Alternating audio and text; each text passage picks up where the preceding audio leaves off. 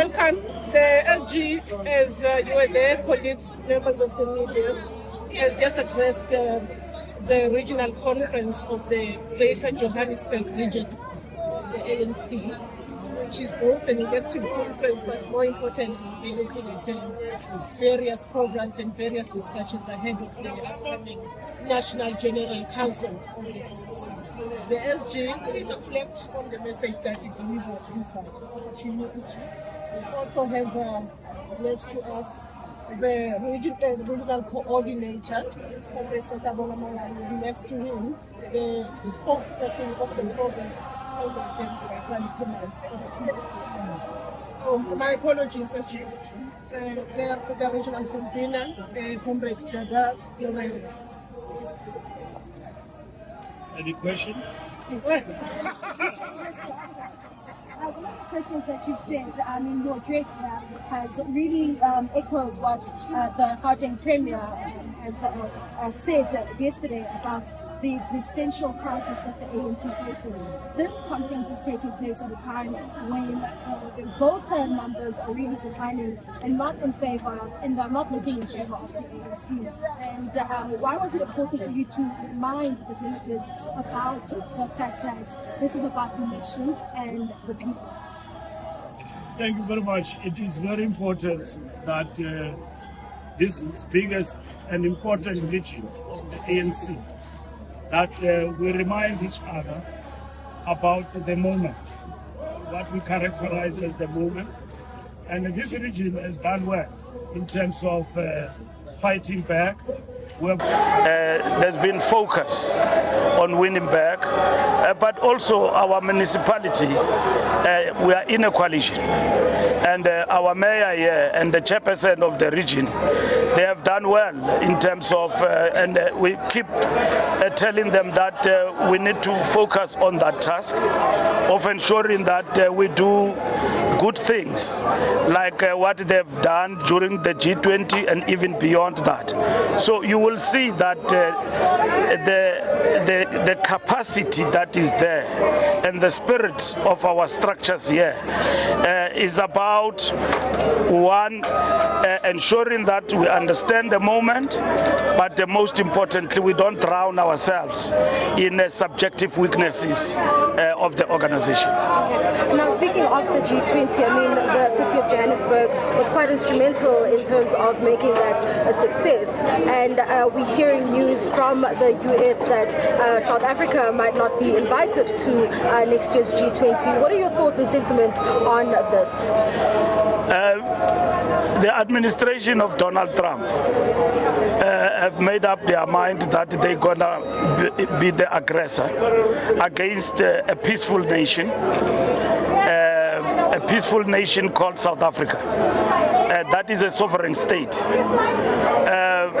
Rubio, the Secretary of State of the United States, he speaks about South Africa like as if it is his part of the, is one of the states in America. He doesn't understand that this country is a country in Africa that has got its own sovereignty. And so they have made up their mind, and President Trump, first and foremost, to boycott G20. And then they have now, I see, communicated a decision in public that we are not invited to the G20 as a member in Miami, even to participate. So that is the worst aggression among nations that you could have a state taking such decisions. But, you know, look at Cuba. The people of Cuba were isolated for saying in our sovereignty we will be independent and we are a socialist republic. And then they decided to hit them with sanctions and the embargo up until today. And so their attempts that they are making, it means that we too must intensify good trade relations with other countries. But we will never forsaken our our country for the beliefs that we stand for. Our sovereignty, multilateralism, and those are the things that we stand for, that we will pursue with other countries, but we also stand for peace. And that is what South Africa stands for. Thank you very much. Sorry, we are involved in all other media houses. ENCA, right. after followed by Kaya. I'm afraid I'm not connected to my camera operator. I'm just going to ask for 2 minutes when this is done. Okay, we'll come back. Are you not live? Yes, we are live. Yes. We'll come back to Kaya FM. Yes, thank you so much. SG, SG, vote buying is also a concern. What can you say to the delegates? Have you spoken to them? Well, there are such allegations, but they are not proven anywhere. There is contest, but it's peaceful. So our organization is coming of age. We are not where we used to be before. You will come to an ANC event, like a conference like this, where there is competition among leaders, and then there will be insults, flying of chairs. Look at the peaceful nature of this conference. It's something that we have managed to register in the past 2 years in intensifying renewal, that people now begin to appreciate that we belong to an organization that is called the ANC, that we've got to protect as its members. There's nothing wrong with the contest of leadership. It's actually something good, but it must be healthy. And it is happening in all our conferences without exception in the country, where regional conferences are taking place. We don't see anarchy, flying of chairs. Of course, it is robust and all of that, sometimes heated, but not to where you could say we are still here, even after so many years in terms of renewal. We see not glimpses, decisive, positive response from the side of our membership on the renewal project of the ANC. Now, there have been comments that have been made by national government about the ability of some members to be able to sing, and yet there's no capacity. Do you believe that those who will be elected in this conference will have the capacity to regain the lost ground that the ANC has suffered at local government level, and to also be able to run municipalities that are effective and are efficient and do address all the needs and the services of the people? This conference will be focused on that, to consolidate our power in Johannesburg, and at the same time build on the good work that Dada Morero and his team are leading in Johannesburg. And you can see that working together, united as the African National Congress, we will wrap off positive results for the masses of our people here in Johannesburg. These delegates understand the mammoth of task we are actually facing as this region, as this city, and that is what is important. Factionalism is also an issue. You've also raised it here, and poking fun and even calling on the different factions that some members might be calling out here. Why was it important for you to raise the issue of factionalism? Because is it because of the dwindling numbers or the fear of being leading from the opposition benches? We are building the ANC root and branch, and you will see the result. That factionalism will dwindle away, and that our structures are going to be very decisive. I've pointed to you the positive atmosphere that we have seen, that you would not have seen some 10 years back in the ANC activity. You would have seen people outside when the conference is on. They are all inside, single-minded. Of course, there will be leadership, but leadership is not the only issue. And you would have seen that the discipline. So those things don't just happen.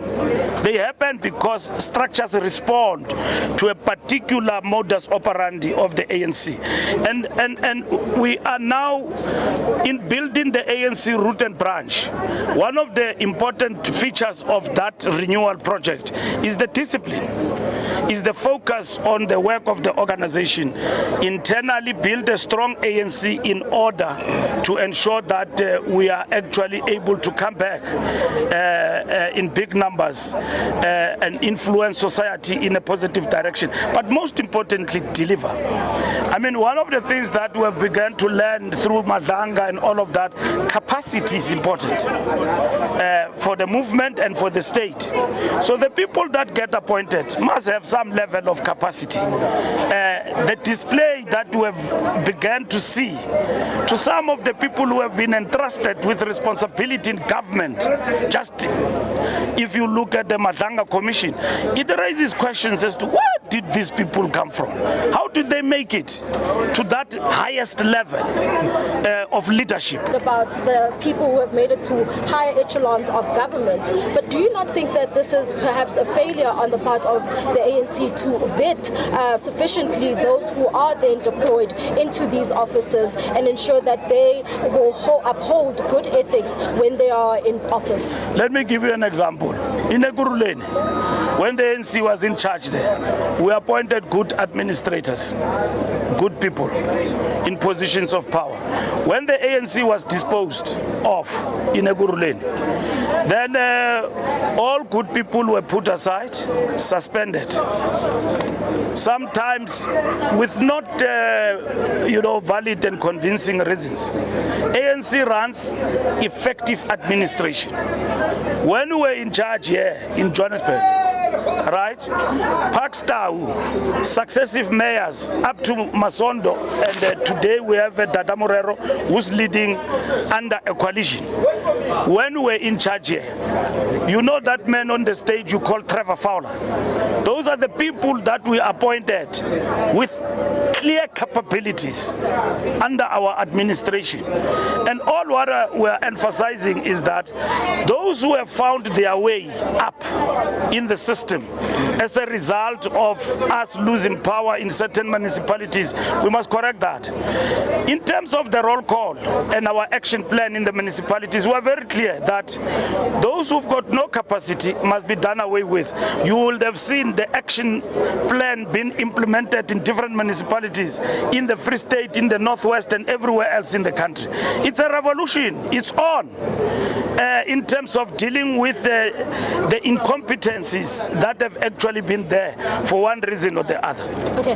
Now, what would be your stance on immigration, given the fact that it's one of the major issues that has come up in this very region? I mean, the inner city, there are informal traders, some of them, most of which are illegal traders. We've seen the mayor currently trying to address that issue. Who's allowed to trade in South Africa, and what is your stance as the ANC on the immigration challenges which have brought about groups that are mushrooming and taking the law into their own hands by removing those informal traders and even removing children of illegal immigrants in schools? Your stance on that, and what do you do to address it? I'm no longer talking theory. The mayor here is leading from the front in terms of that particular matter, and they must intensify. We support them as the ANC in terms of ensuring that our immigration laws are not misused to get people in the country that are not supposed to be here. And Dada is leading with regard to that. Very clear. He went to court, he won, and is doing a fantastic job when it comes to that. Thank you very much. Amplify that question, Mayor. Well, I think who is allowed to trade? In terms of the city's laws or bylaws of the city, South African citizens are allowed to trade. Naturalized citizens are also allowed to trade, and we then have a category of those that are referred to as refugees and asylum seekers, which are treated differently in accordance to their payments. So basically, that's where we are, but we are well ahead with the program of stabilizing informal trading in the city. So everything is going well and it's on track. Okay. Thank you very much. Mr. Savannah, you will be looking to be reinstated for a second term. How are you feeling right now, and are you confident that you will be able to win the hearts of the delegates who are here right now? The branches of the ANC have spoken spoken. You will know the nominations have been published, although illegally, and overwhelmingly the branches of the African National Congress, they want us to continue with rebuilding and renewing the ANC. Of course, now you have delegates that are coming from those branches.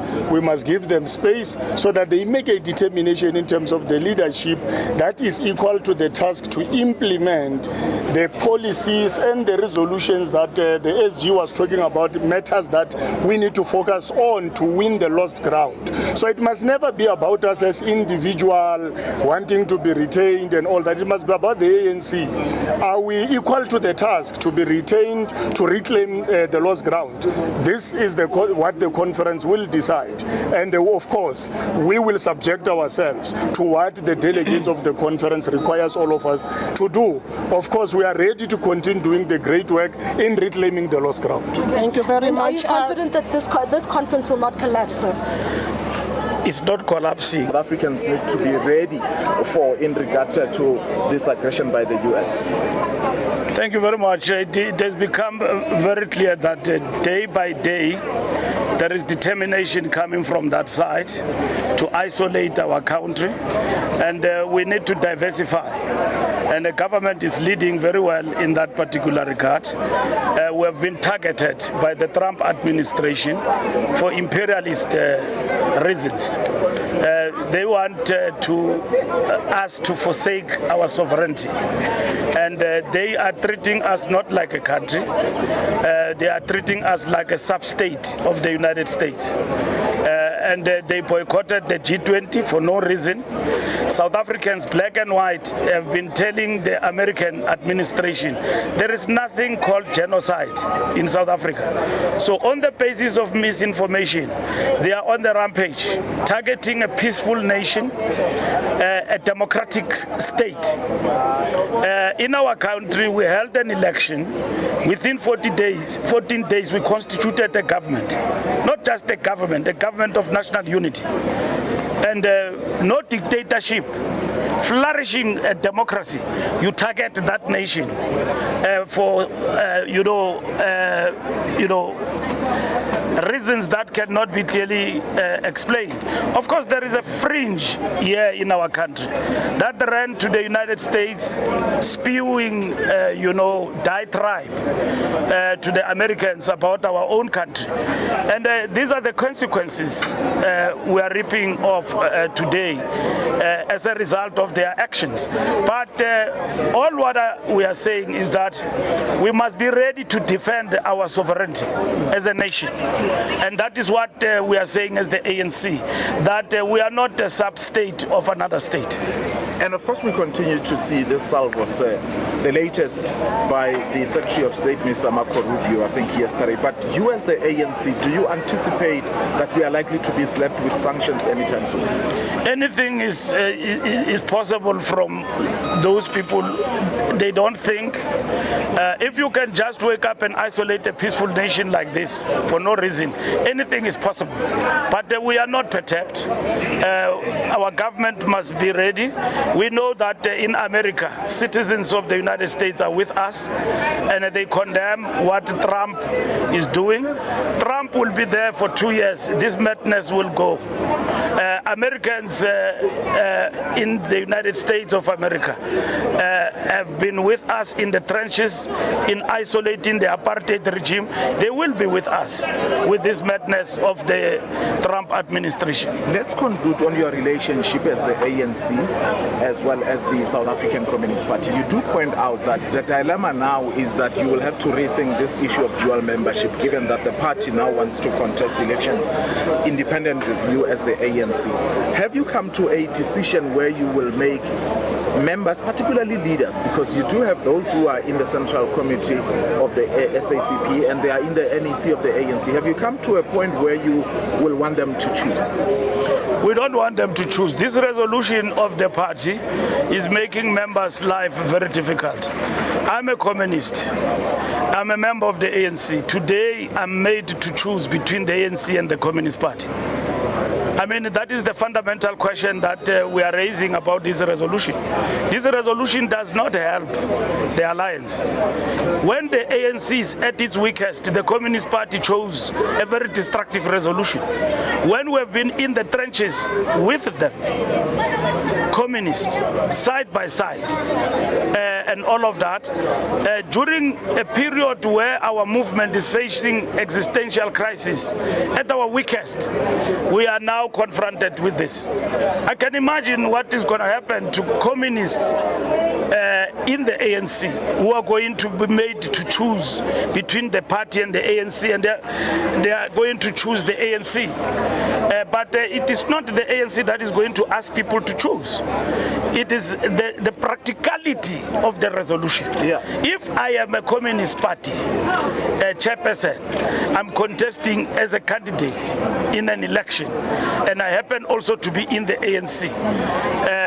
Obviously, the resolution forces you to choose between the party and the ANC. Yeah, just a quick final one. Now, as you will be preparing for the elections, you will be sitting in a meeting where you strategize. Will members of the SACP, who are members of the ANC, be allowed to sit in those meetings? Obviously, practically, that is not possible, because they will be started. They have started actually. They will be sitting on their own. But we have taken a decision that look, we will look at the practicality of this and what are the implications, and deal with it as the ANC. For now, on Monday, we are reporting to the General Council and what we have done to try and preserve this, and we have failed because there is a resolution of the Communist Party that is before us, and so the General Council will reflect, but over and above that, the NEC will have to implement the implications of this decision going forward. All right, thank you so much for your time. Thank you.